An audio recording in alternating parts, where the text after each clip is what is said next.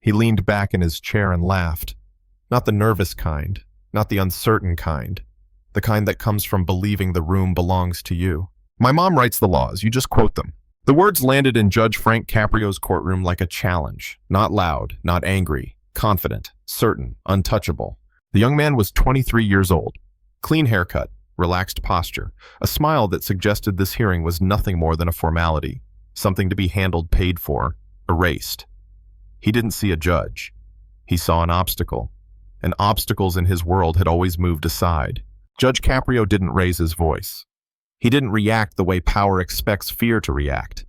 He simply looked up steady and calm and replied with a sentence that carried more weight than any gavel strike. This court enforces the laws. In that quiet exchange, a much larger question surfaced, one that reaches far beyond a single speeding ticket or a single courtroom. What happens when privilege believes it outruns accountability? What happens when power forgets that a crosswalk isn't just paint on asphalt, but a promise of safety? Before we go any further, take a moment and tell us where you're watching from. And if you're over 50, if you've lived long enough to see how easily power can bend rules, consider subscribing to Mercy Stories. Because what you're about to witness is not about punishment. It's about the line between mercy and true justice. This is the story of a school zone, a woman forced to step back to survive, a young man who thought influence could smooth everything over, and a judge who refused to let quiet resolutions hide dangerous patterns. What unfolded next would change more than one life. It would challenge a system, and it would answer a question we all have to face sooner or later. When power speaks, does justice listen? Monday mornings have a rhythm of their own. Parents rushing, children distracted, crossing guards watching every step. In school zones, time matters differently because 1 second can separate routine from tragedy. At 8:44 a.m., Hope Street was already alive. Yellow warning signs blinked. The speed limit dropped to 25 miles per hour. A marked crosswalk stretched across the road near the school entrance, the kind of place where drivers are expected to slow down without being reminded. That was when a white SUV came through the zone at more than double the posted speed. 53 miles per hour, not drifting, not easing through. Moving with the confidence of someone who didn't expect consequences. Henrietta Bishop stepped into the crosswalk with the walk signal in her favor. She was a retired high school teacher, the kind who still woke early out of habit. She had crossed that street countless times. She knew the rules. She trusted them. Then she heard the engine. The sound wasn't distant. It wasn't slowing. It was closing in fast. She looked up and saw the vehicle bearing down on her. Too close, too fast, no brake lights, no hesitation, just motion. Henrietta did the only thing left to do. She stepped back. The SUV passed within a few feet of where she had been standing, close enough that she could feel the air shift, close enough that children waiting on the corner went quiet, close enough that a different decision 1 second slower would have changed everything. Traffic and Patrol Officer Louisa Montero saw it happen. From her position, the facts were unmistakable. Excessive speed, an active school zone, a pedestrian already in the crosswalk, and a driver who never yielded. She initiated the stop immediately. When she approached the driver's window, she expected frustration, maybe denial, sometimes anger. What she didn't expect was dismissal. "This is ridiculous," the young man said. He didn't ask if the woman was okay. He didn't ask what he'd done wrong. Instead, he lifted his phone and photographed the officer's badge. Then came the sentence that shifted the moment from a traffic stop to something else entirely. "You don't want my mom involved in your case." Officer Montero paused. Not because she was intimidated, but because she recognized what was being implied. Influence, pressure, consequences for doing her job. She documented everything. The speed, the distance, the words. At 8:47 a.m., she issued the citation. But the story didn't end there. Within minutes, Cameron Reed Hollister sent a text message to someone close to him. The tone was casual, confident, almost bored. "Got ticket. Mom says she'll fix it, NBD." Less than an hour later, a voicemail arrived at the court registered to the office of Congresswoman Elaine Hollister. The message was calm, professional, and unmistakably strategic. A request to discuss a quiet resolution before the matter proceeded. No threats, no demands, just the assumption that this was something that could be smoothed over. What none of them knew yet was that Judge Frank Caprio would treat this moment not as an inconvenience to be managed, but as a pattern that needed to be confronted. Because school zones aren't suggestions, crosswalks aren't symbolic, and speed, when mixed with entitlement, doesn't just break rules. It endangers lives. The courtroom didn't feel rushed that morning. It felt watched. Judge Frank Caprio sat quietly scanning the file in front of him. He had seen thousands of traffic cases. Speeding, rolling stops, people late for work, people with excuses. Most of them blended together. This one didn't. Cameron Reed Hollister sat at the defense table with the posture of someone waiting for a receipt, not a ruling. His lawyer, Diane Kern, rose slowly, already prepared to close the door before it fully opened. "Your Honor, my client is prepared to resolve this matter efficiently," she said. "He's willing to pay all fines today and move on." Judge Caprio didn't look up right away. When he did, his voice was calm, almost instructional. "Ms. Kern, this court is not a payment portal." The words landed without force, but they carried weight. Money could close a file. It could not explain behavior. Caprio tapped his pen once and turned to the officer standing near the wall. "Officer Montero, please confirm the body camera audio is available." "Yes, Your Honor." "Good." That was the moment the room shifted. Before facts were debated, Caprio went somewhere else, backward. He noticed a line in the file that hadn't been emphasized yet. A note, an administrative warning from the year before. Same school zone, same street, same pattern. 42 miles per hour in a 25 zone. Cameron had paid the fine. He never completed the remedial driving course. Mr. Hollister, Caprio asked, looking directly at him. "What happened in that prior incident?" Cameron shrugged. "I was late for class. I paid the fine. It was handled." Caprio nodded once slowly. "Paying a fine closes a file," he said. "It doesn't change behavior. This isn't about last year. It's about habit." Diane Kern stood again, careful now. "Your Honor, my client acknowledges he could have handled Monday better. He's here to take responsibility." Caprio raised his hand. "Paying a fine teaches nothing except how to use a credit card. I want to understand what happened." He turned back to Cameron. "Walk me through Monday morning." Cameron exhaled loudly, the sound of someone tired of being asked to explain what he believed was obvious. "I was driving to campus. I was late for an exam. The light was yellow. I went through it. A woman stepped into the crosswalk after I was already passed." The officer made a big deal out of nothing. Caprio didn't interrupt. He let the words settle. "You were traveling 53 miles per hour in a 25-mile-per-hour school zone. The street was mostly empty." "Mostly doesn't mean safe," Caprio replied. "It's an active school zone. You failed to yield to a pedestrian in a marked crosswalk. She wasn't in danger. I was already past her." Caprio picked up a document from the file. "Let me read you a line from the pedestrian statement," he said. "I was one step away from a wheelchair." Cameron waved his hand dismissively. "That's dramatic. Nothing happened." Diane Kern objected quickly. "Your Honor, we're talking about speculative harm. No one was injured." Caprio's voice remained steady. "Harm isn't just impact. Harm is risk. Ms. Bishop had the right of way. Your client's speed created imminent danger. That is not speculation. That is fact." He turned to Officer Montero. "Please read your narrative for the record." The officer's voice was clear and unembellished. She described the speed, the distance, the moment Ms. Bishop had to pull back. Then she reached the line that changed everything. "When I explained the violation, the driver said, 'You don't want my mom involved in your case.'" Caprio paused. "Did you perceive that as intimidation?" "Yes, Your Honor." Cameron leaned forward. "It was sarcasm. I was frustrated." Caprio nodded once. "Let's listen." The body cam audio filled the room. Sharp, unfiltered. The words were unmistakable. "You don't want my mom involved in your case." Silence followed. Caprio waited. Then he asked a simple question. "Mr. Hollister, your mother is Congresswoman. Elaine Hollister, correct?" "Yes." "When you said that, did you mean her position as a Congresswoman?" Cameron hesitated. "I was being sarcastic." Caprio looked back at Officer Montero. "What did you think?" "I took it as a threat," she said. "Like there would be consequences for me doing my job." Caprio leaned back slightly. "Sarcasm," he said quietly, "doesn't stop cars." And with that, what began as a traffic case had become something else entirely. A test of accountability, a question of influence, and a courtroom no longer willing to look away. The room stayed quiet longer than usual. Not because anyone was confused, but because the story no longer belonged to excuses. Judge Frank Caprio shifted his attention away from Cameron and turned to the clerk. "Miss Reyes," he said, "were there any contacts made to this court or the police department regarding this case before today's hearing?" The clerk flipped through a log, careful and precise. "Yes, Your Honor. One voicemail. The call came from a number registered to the office of Congresswoman Elaine Hollister. Time-stamped at 9:34 a.m. Monday, approximately 47 minutes after the citation was issued. Cameron's posture changed, not dramatically, just enough. "Please play it," Caprio said. The speaker crackled once, then a woman's voice filled the courtroom, measured, professional, practiced. This is a call from Congresswoman Hollister's office regarding case 24-9551.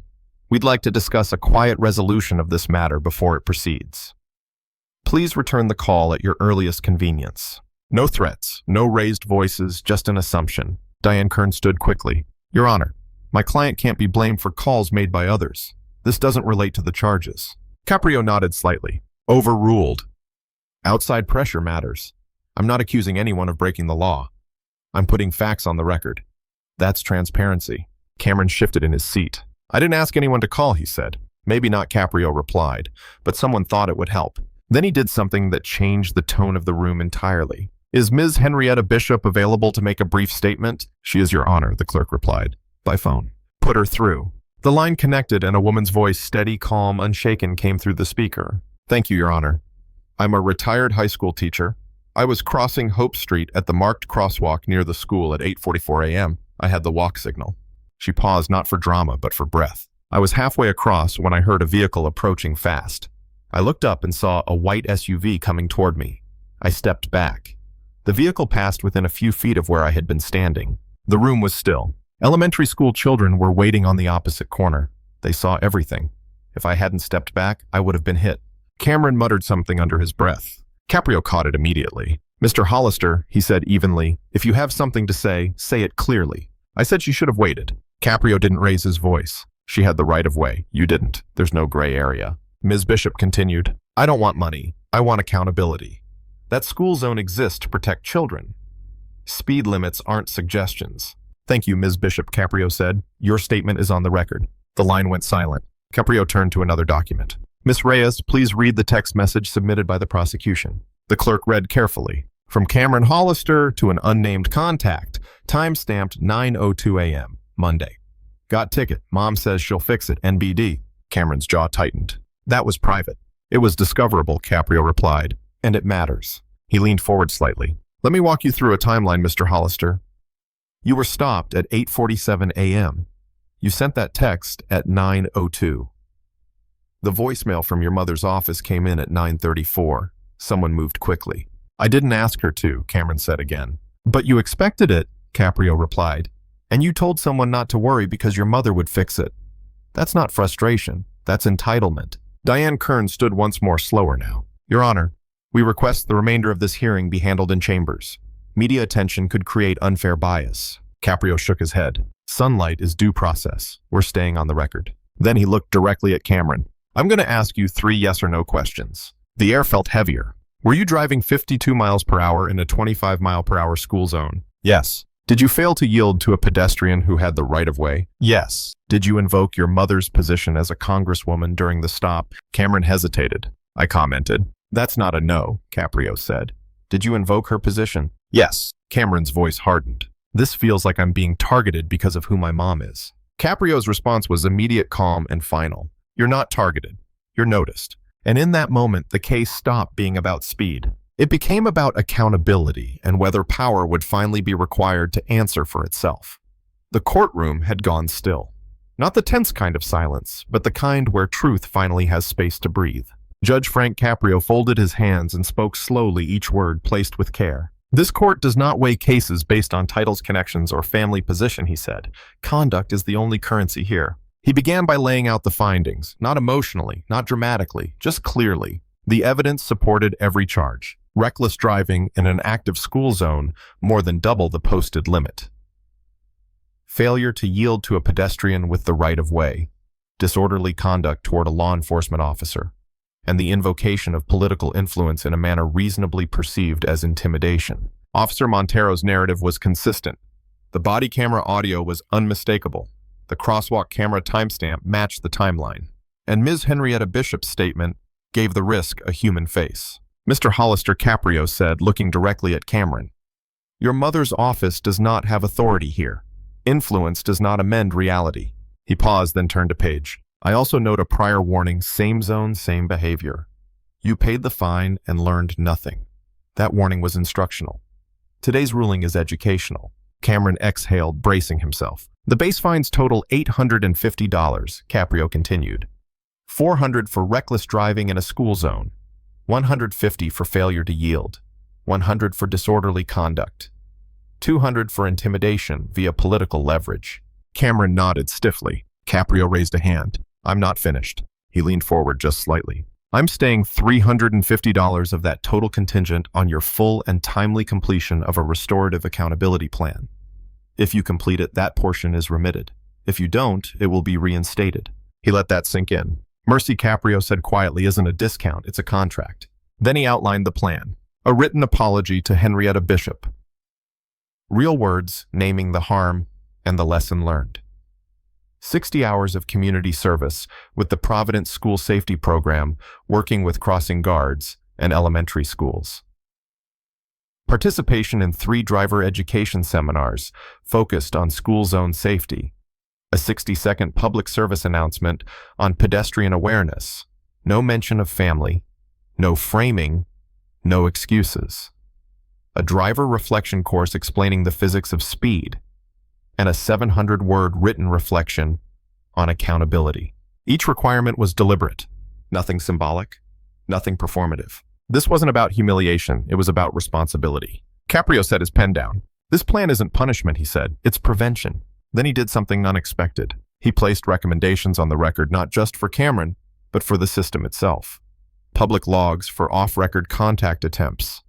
Mandatory supervisor review when elected officials intervene. A citywide pedestrian safety enforcement matrix. A court hotline for reporting influence attempts.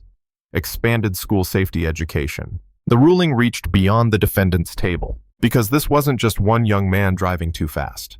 It was about what happens when power expects silence, and a court refuses to give it. Caprio looked back at Cameron one final time. If we don't make this clear now, he said, the next time it might not be a woman stepping back. It might be a child who doesn't. The gavel never needed to come down. Justice had already spoken. Change doesn't announce itself loudly. It shows up quietly through effort, through repetition, through humility. The first apology Cameron Reed Hollister wrote never made it past the clerk's desk.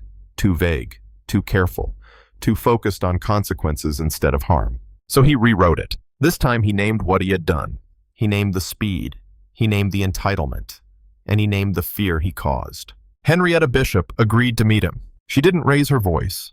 She didn't lecture. She looked at him and said something simple, something that stayed with him longer than any fine. You didn't see me as a person, she said. You saw me as an obstacle. That sentence followed him through the next 8 weeks. From weeks 2 through 6, Cameron worked 60 hours with the Providence School Safety Program. He stood beside crossing guards in early morning cold. He watched small children hesitate at the curb.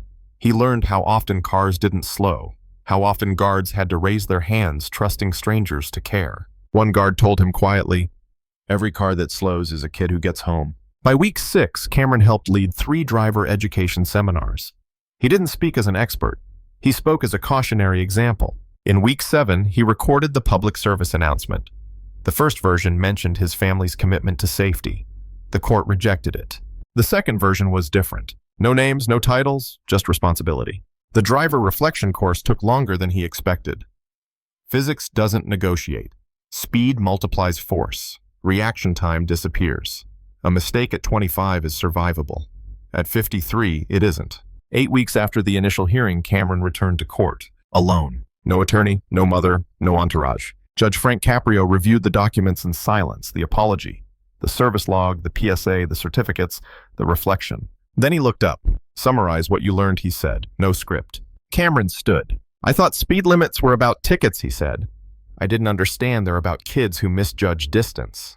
When I failed to yield, I didn't just break a rule, I broke a principle. I forced someone to choose between her right-of-way and her safety." He paused. "I also didn't realize how much I leaned on my mother's position. When I spoke to the officer, I wasn't being sarcastic. I was using power I didn't earn. That's intimidation." Caprio nodded once. "You stopped borrowing power," he said, "and started earning character." He signed the order. $250 of the state amount was remitted. Cameron still owed $600 payable in installments. "Don't thank me," Caprio said. "Thank the people who taught you what I couldn't." 4 months later, the effects stretched beyond one case. The court published a weekly log of influence attempts. A citywide pedestrian safety enforcement matrix was adopted. Crosswalk violations dropped by 34%. Cameron's PSA was distributed to 21 high schools. One parent wrote the court, "My daughter watched the video and slowed down near her school. She said she didn't want to be that driver." On a quiet Friday afternoon, Judge Caprio finished his last case. Before leaving, he wrote a sentence on a note card and pinned it to the board behind his desk. Power that doesn't listen becomes cruelty. He turned off the light. If this story moved you, if you believe justice should never bend for power, share it with someone who needs to hear it. Subscribe to Mercy Stories, because real justice doesn't just punish. It teaches, it protects, and sometimes it changes everything.